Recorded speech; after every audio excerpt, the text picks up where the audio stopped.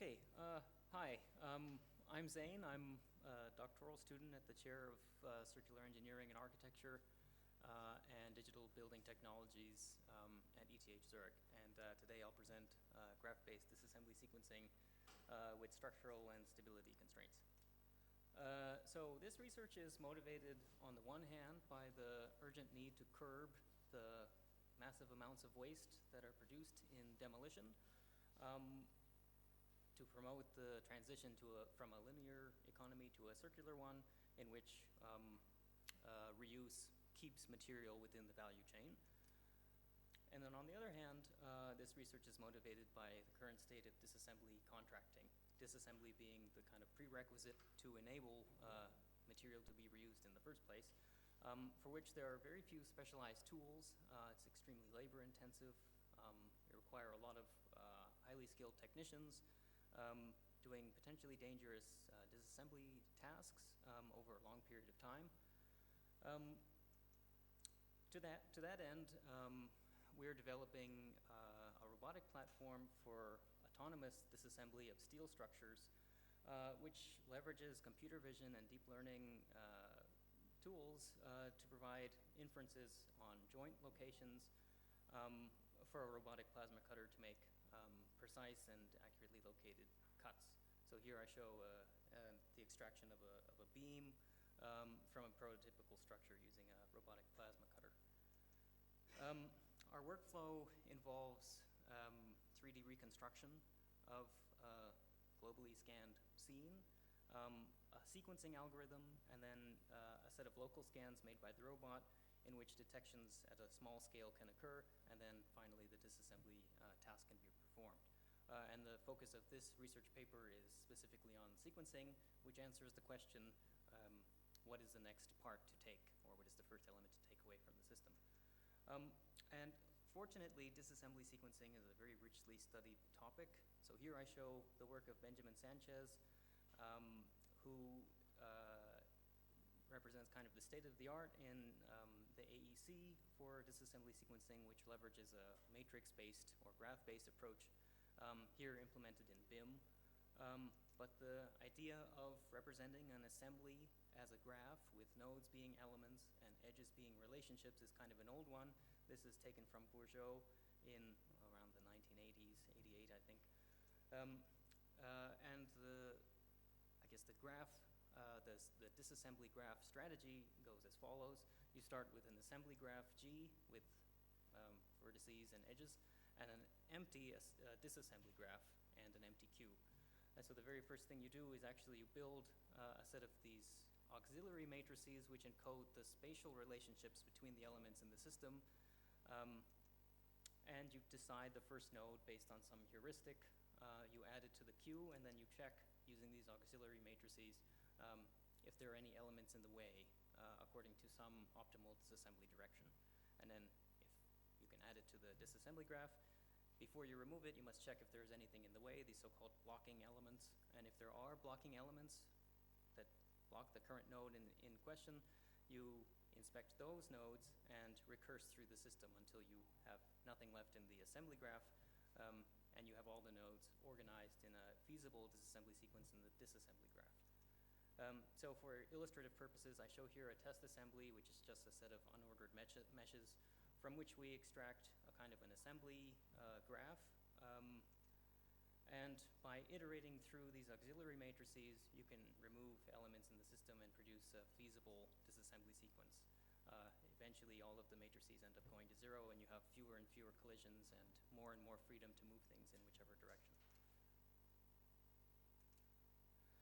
This works well in simulation, but in reality, there are externalities that fall outside of the traditional disassembly sequence structure graph algorithm. I draw your attention here to these two lifting strap or tension straps that are tied to this girder, which is stiffening the structure while these cambered roof elements are being removed. So this kind of like structural intuition would fall outside of many of the traditional disassembly sequencing strategies that exist.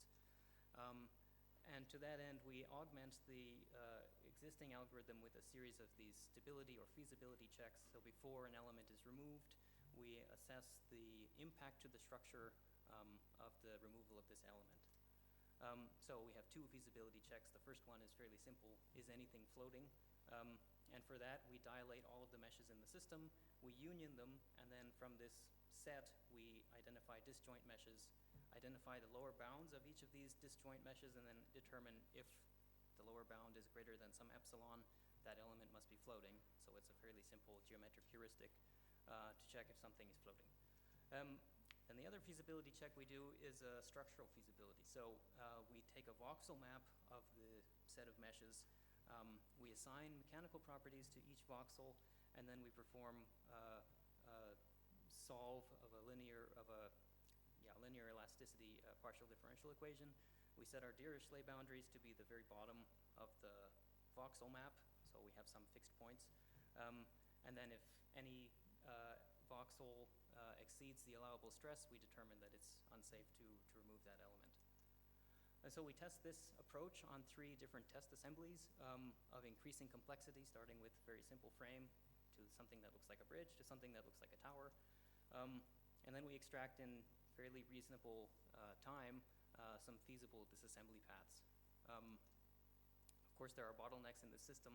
Obviously, the structural check is a significant bottleneck, and also the motion constraint check is another bottleneck.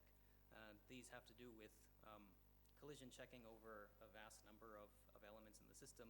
So, for example, if you have a column at the very bottom of the tower and you try to extract the disassembly sequence in the vertical direction, you end up colliding with basically everything in the tower.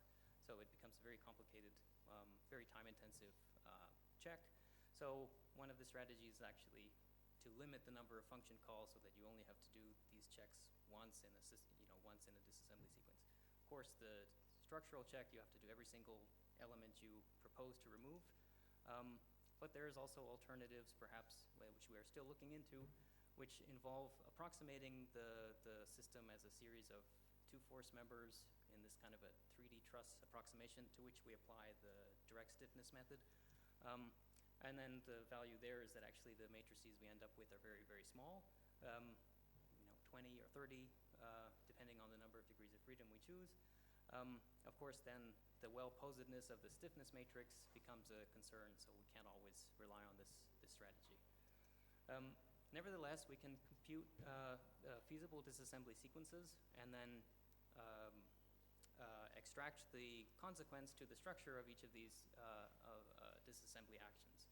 However, these may not necessarily be optimal disassembly paths. So in order to know how optimal a certain feasible path is, we would have to really compute every single feasible path that there is, which is subject to this kind of combinatorial explosion.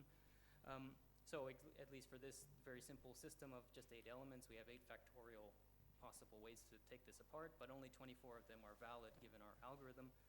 And so I show here, which is a very kind of difficult graph to read, I guess, the disassembly paths that are available, weighted by the sum of the stress states for each action. So then the most feasible path actually is just the minimum of the weighted, the shortest path. So the path from node 7 to node 2 or node 1 would be the least weighted edged path. So that's how you would determine the optimal path. And then, of course, for larger systems, we would rely on some kind of a swarm-based optimization or genetic algorithm or traveling bees or any such swarm-based optimization strategies to identify really from a massive amount of potential paths what is the optimal one. I would just like to conclude now with an outlook to the future of this research. So currently we are developing or are in the process of developing this kind of agile robotic system which can turn any kind of long-reach construction equipment into a potentially intelligent plasma cutter. And so the goal moving forward is to couple our computer vision strategies for this plasma cutting robot with the structural intuition of our disassembly sequence